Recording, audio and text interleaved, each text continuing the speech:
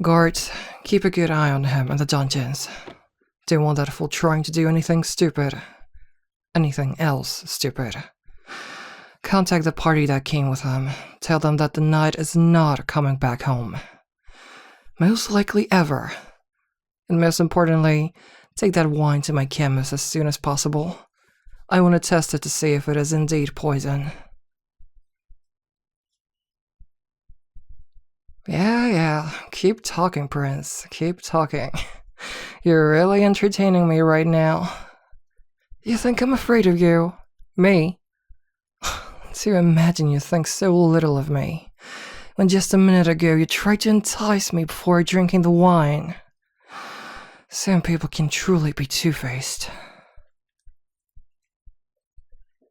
My fault. My fault for what? For me and my servant already expecting even highly respected royals to try to assassinate me. No, it's your fault only for thinking that I would fall for such a simple trick, as if it hadn't been done so many times before, including upon me. And your parents are dead, so if your kingdom falls because of the lack of leadership, it will be your fault too, and my pleasure to take it over. Oh, we went from yelling and defending me to begging me for mercy like a crying child. Your parents truly raised a wuss for Prince. My dear, it's nothing but useless. I won't let you go now that you attempted to commit a national crime, only for you to want to do that again in a different kingdom. It's over. Your facade is gone. Now there's only one place for people like you. You better get accustomed to it. Guards, take him out of my sight. And maybe cover his mouth too. My ears started to ring from that whining. I'm quite impressed, Marcel, my dear favorite servant. You saved my life once again. It's really amazing how your intuition could predict my life being in danger another time. Maybe I should indeed give you a raise. It wasn't your intuition. How did you know then? A hint from someone. Then I need to meet that person. Maybe they could make a good spy. The farmer gave you the hint? How could a captured farmer know that I would encounter an assassination attempt? A mystical creature visited them. That doesn't sound trustworthy. Oh, so those were the loud sounds when I was meeting the prince. The farmer was trying to get your attention. Oh well, as a woman of respect, I shall thank that person for this action either way. Whether it was needed or not.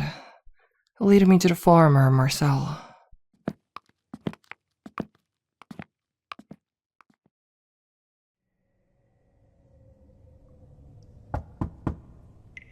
Dear farmer, it's me, Queen Sylvia.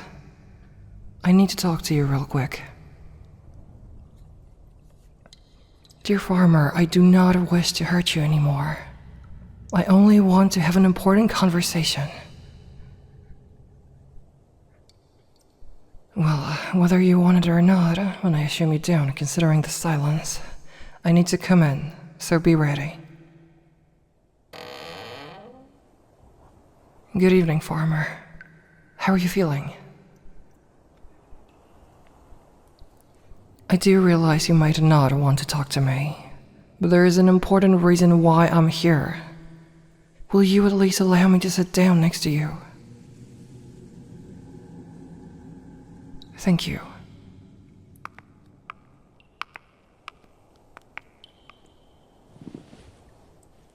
I heard that you alerted my staff of a possibility of an assassination attempt being held upon me.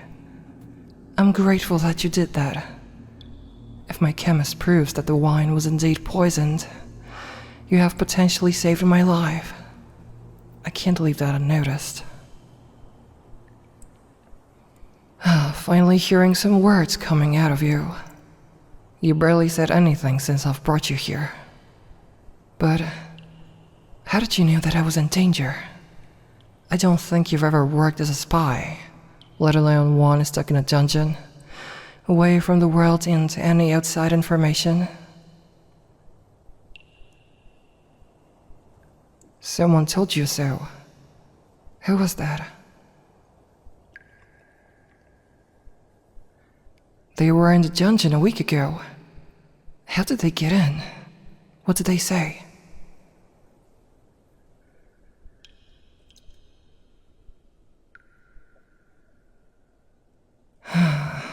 A shining figure with a calming feminine voice out of nowhere, you say. Talking about me being potentially assassinated. And you don't know that person, and no one else noticed her presence. Are you sure you're not feverish from malnourishment? Did that figure at least introduce herself? What? Say that name again. Tamila, the goddess of justice? She only shows up to people when they truly deserve it. Why didn't you tell me personally? Especially if you knew what was going to happen in advance.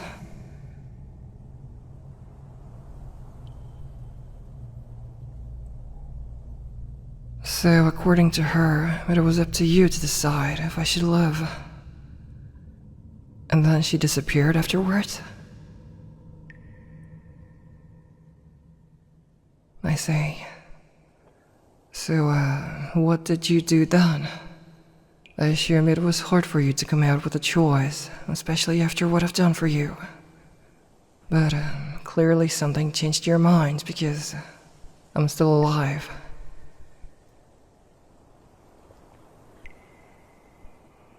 That is true.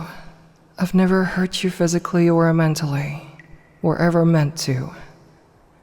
I only locked you up in this dungeon because you rejected my feelings. How could you? I offered you everything I have, even for you to rule the kingdom alongside me. And you just rejected me, thinking you weren't enough for me because you were but a humble farmer that never experienced the adrenaline and the risk of a martial fight, thinking that I deserved better than this. What do I see in you? Do you really not realize it? Have you forgotten the first time we've ever met? Then let me remind you. Some time ago, I had another suitor from a different kingdom visit me. And this one, for once after all those years, I thought he was the one. He was kind, generous, funny. Seemingly the real suitor that truly cared for me as a person, and not just my status as a royal. But then one day, he hired an assassin, which showed up one day after another visit from the suitor, so we don't connect the dots. The assassin spilled everything afterwards anyway when they got captured and sentenced. But that day, I was just walking across my garden during the noon, head over heels. And then suddenly, the assassin sneaked up behind me with a knife and tried to end me. At the last second, I noticed them with the corner of my eye and stopped them, but barely. The knife was inches from my throat, with me struggling to push it away. The assassin's other hand was right at my mouth, to muffle any screams. No one was around to help me, or so it seemed. I had no chances.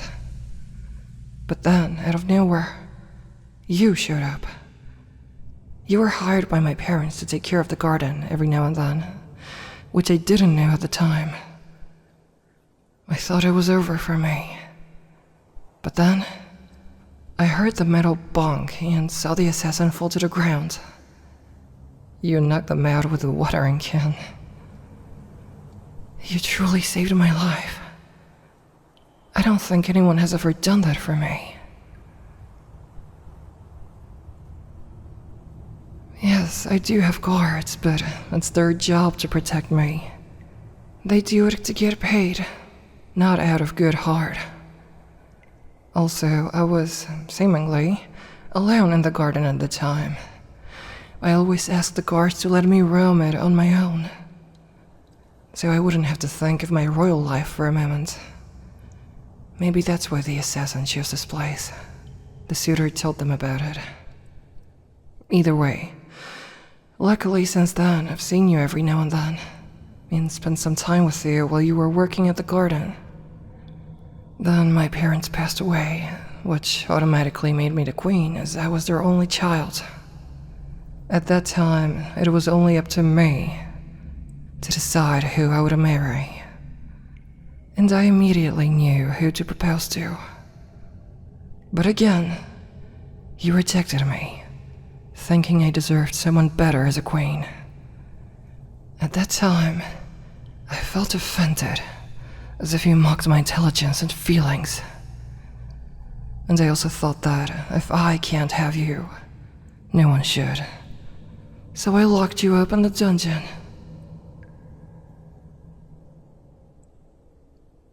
Stop. Just stop. I'm glad you're finally talking to me again. But if those are the words that you think should come out of your mouth at this moment, then I'd rather have you fall silent forever. You are special to me, no matter what you say or anyone else. You have a kind, pure heart that wants to help those around you, even if it's dangerous. Someone like that is not easy to find. I mean, hell, you are blessed by the goddess Tamila herself. If she thinks you're noteworthy, then obviously I will too. And I always enjoyed spending time with you as a diversion from my royal life. I could just relax and focus only on us, and maybe the garden you took care of so well. And when you told me about your former life, I barely knew anything about it, and as a royal, I thought it was boring and dirty. But you were explaining it so interestingly, to the point that sometimes I wished I could just visit your farm for just a day. I still love you. I've never stopped so. I just hoped you would appreciate that.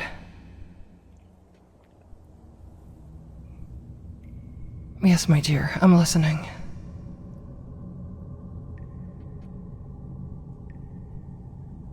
Oh, my love, but my parents are not an issue anymore. They won't stop us from being together. Not anymore. Why else do you think something happened to them? I assume you didn't know that at the time I proposed to you. It was fresh news, but now you do. They're no longer in our way. It's just me and you. And whoever is against us will be banished, for the sake of not looking suspicious among the neighboring kingdoms. My parents don't need to approve of you anymore. I am the queen. I approve of you. And that's all that will ever matter as long as I live.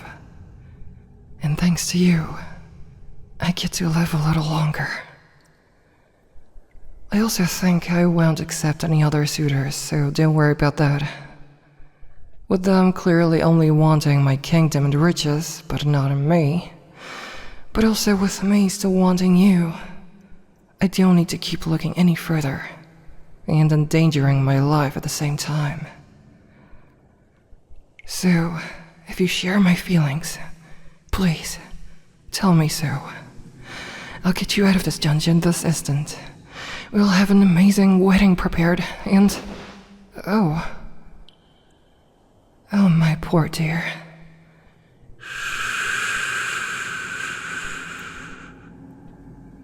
It's okay now. Everything will be alright.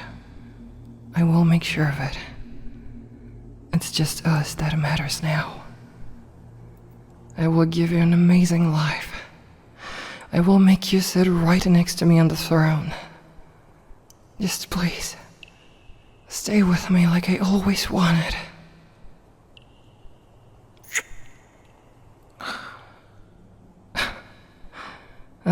It might be silly to say now, but maybe it's a good thing you're a farmer. Not only could you keep an eye on the kingdom's Ministry of Agriculture, but also, I always enjoyed your posture you gained from the tough work you did. Those strong muscles you had could make many women blush. You might not look as good right now because of being in a dungeon for a while, but we'll get you back in shape in no time. And that bastard of a prince that tried to poison me today, I'll make sure he won't see the light of the day. As soon as the wine tests positively, that is. I don't want other kingdoms to think I imprison people left and right for no reason.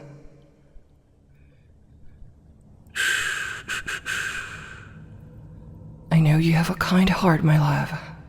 You'd like to be merciful towards him, even if he doesn't deserve that. But he has to pay at least a bit of the price.